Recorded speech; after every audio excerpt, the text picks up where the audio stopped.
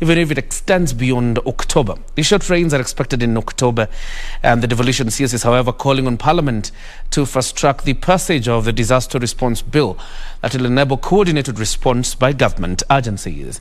We had a sit-down with him, and here is a snippet of that interview. Kindly start by painting to us the picture of how the situation is in the country and the affected counties.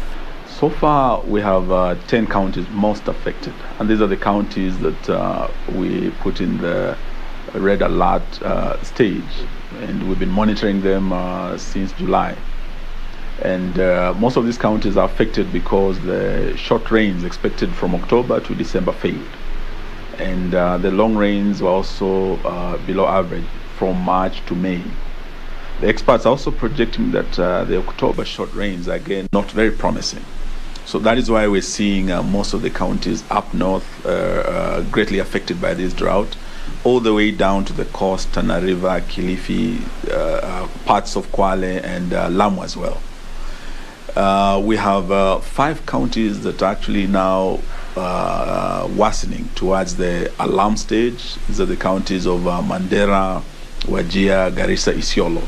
Let's talk about disaster response. And I'm sure probably this is where Kenyans butter government so much in terms of response. There's always a feeling, Waziri, that government misses the target when it comes to issues of disaster preparation and mitigation, as well as response. Because the issue of climate change is not something that just comes in as a flash. We already knew that this was going to come. How was the government prepared for it? One thing I can confidently say is that as a country we've done very well when it comes to drought. Since 2011, when we launched the Ending Drought Emergency Program, when President Kibaki called his colleagues from the IGAD region and they converged in Nairobi, we started processes of institutionalizing response in terms of drought risk management. Kenya, as we speak, is far ahead of other African countries. Not just in the Horn of Africa, but on the continent. We were recently awarded the Resilience Champion of the IGAD region.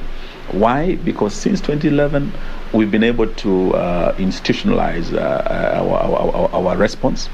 We have the National Drought Management Authority, NDMA, that was put in place. We have set up the National Drought Emergency Fund. We have also put the necessary policy and legal framework in place to see how to respond. Apart from that, the early warning system, I think we are far ahead in this because we are able, with improved technology, to predict when drought is coming, and it is very systematic, and to put in place response mechanisms. So where we need to improve on is really on our response, but early warning systems, we've done very well. That's why we're able to say from October, this number of people are being affected. Going into March, this is what is going to happen, and we are already preparing ahead of the situation worsening. In the event that the rains expected this October fail, we have already put in place mechanisms to deal with it. When it comes to other disasters, I must say that we're still a bit behind. So I agree with you that we can pull up our socks in terms of response, in terms of recovery, and in terms of coordination. And that's why we have prioritized the Disaster Risk Management Bill. We have a policy in place, but the bill is still before Parliament. As we speak, our PS Korea has gone to Mombasa, where he's before the Committee of Parliament that is now doing public participation for the Disaster Risk Management Bill. If this bill goes through, Kenya will be better prepared to deal with disasters in future. Now, because of the policy and legal framework in terms of drought, we are ahead of other countries. But with this bill and policy being put in place, we'll be able to deal with all the other disasters, whether you're talking of floods, landslides, earthquakes, fire. These will be able to now put in place the institutions that will deal with disasters. It will be able to put in place the coordination framework. What does the national government do? What do the counties do? How does private sector come in? How does the international community come in? When do we declare this national disaster for the international community to come in? All this is provided for in this bill, and I once again want to urge our parliamentarians to fast track this bill, to ensure that we improve going into the future, because these disasters are going to be here with us. The experts are calling it with climate change is a terrible new normal. So we have to adapt to it, and we have to see how to build our resilience. Your predecessor in the ministry, former Minister Mwangi Kinjuri, at some point kept talking about small dams in ASAL counties to retain this water. Because, Waziri, how do you explain as an area that is hit by floods 2 months ago, and then all of a sudden after 2 months this place is dry, they don't even have water to farm or even water to feed their livestock? The future lies in building resilience. Part of that is in ensuring we build dams. Of course, there are the mega dams, then the medium-sized dams, then the water ponds. Now, doing many small water ponds, they are not sustainable. They dry up pretty quickly. But they're medium-sized dams that are more durable. They are more sustainable. This is where we want to focus. And I know that in the past, we have focused on the mega dams. But they take a longer period. They have bigger challenges, environmental, legal, like the Aurora and the Kimorere dams. Those challenges are there. But when we do medium-sized dams, we're able to do them faster, and they are able to actually sustain the communities more. One of those that I'm very proud of is in West Pokot. We had these Kasses Dam. Most of the water, as we speak, whenever it rains in Ethiopia, most of the floods in Wajir, in Mandera, the water comes from the Ethiopian highlands.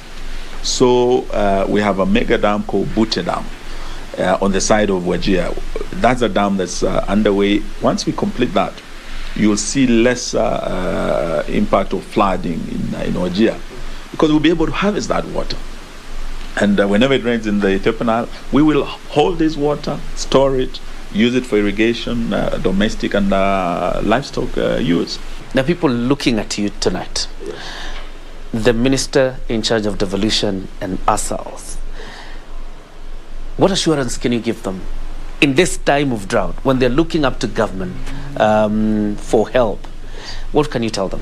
I think mine, first of all, is to assure them that the president has directed that no effort or resource should be spared in terms of cushioning the families affected by this drought.